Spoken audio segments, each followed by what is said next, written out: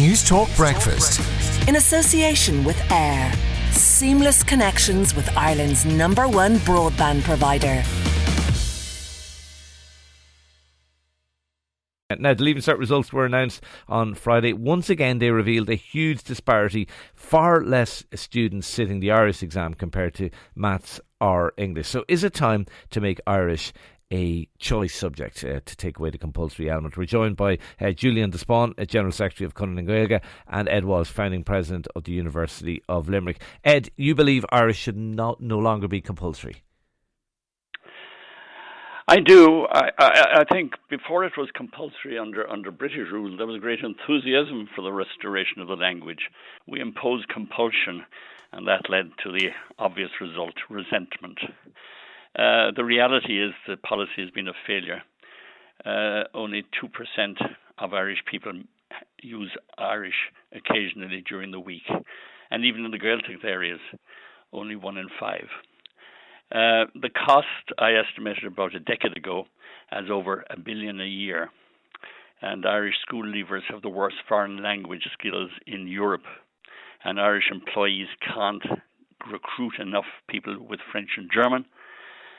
And school leavers have certainly an inadequate appreciation of our Irish heritage. Okay. So I'm proposing that every child who goes to school, to primary school, should be exposed to the Irish language and have an opportunity to appreciate it and to study it. But at second level, compulsion should be removed, and we should focus on those who are committed to the language. The Gaels, the Cullen are a wonderful example of such schools. And Irish studies should be then a core subject at second level. Okay, Ed, I want to bring Julian in at this point. Julian, how about that? Compulsion breeds resentment. The policy is a failure. It's expensive, and it makes us bad at other languages as well. Gurmagad, I would probably try and rephrase it in the first place and say whether it should be compulsory or whether we problems. Julian, sorry, you're breaking up. I'm not sure if you're in a position to just move slightly. You're just popping in and out as we speak to you.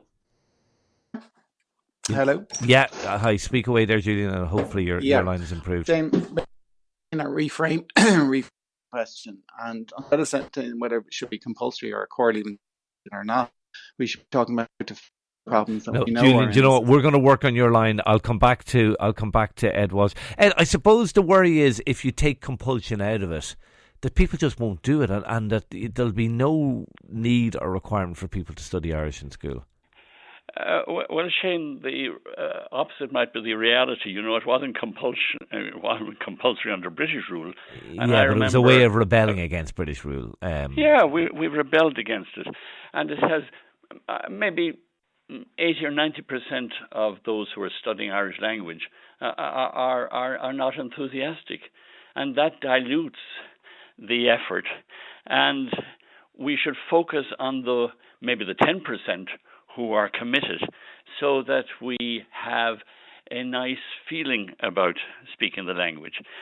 I get that, and I accept that argument. But for 90%, they wouldn't have a clue about Irish. It would be a dead language for them. Oh yes, they would. I've suggested that all students at primary level should have an opportunity to study the language.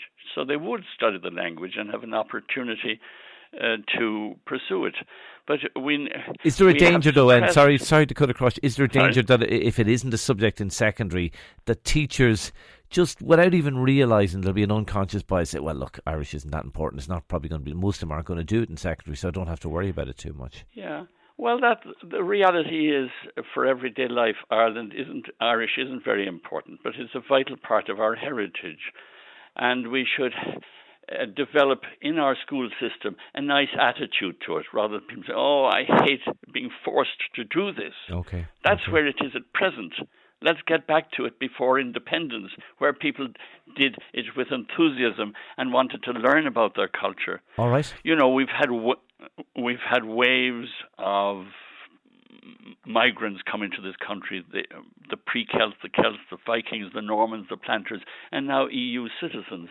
We need to learn about the cultures that have been associated with these waves of migrants. All right. We Ed, know very. We do have to leave it there. My apologies. Ed Walsh, founding president of the University of Limerick. Thank you indeed for talking to us. Julian, we have you back. I'm sorry, we're very tight for time, but just in a nutshell, you disagree with making it taking away very compulsory. Quickly, I'd say if we went down that road, and that's what they did in England with language learning, for example, and it's reduced to about 40% of students doing languages, and mainly in the fee-paying schools over there. So become a class thing in Ireland. I don't think that's what we want to do. We also look what happened in the 70s when they got rid of the Irish for civil servants. All of a sudden, it went down to they can't provide services through Irish anymore. They said there'd be a blossoming of the language when they did that. What we need to do is change the way we teach and learn Irish in the schools. We need to fix the problems rather than just getting rid of Irish altogether. And I think that's something we always miss, and something we've been asking for the last number of years is just look at a policy for the teaching of Irish from preschool to third level. It's something that Fianna Fáil agreed to before the general election. There's something there in the programme for government, and they haven't acted on it yet. Okay. So let's fix the problems, because the students are actually behind the language.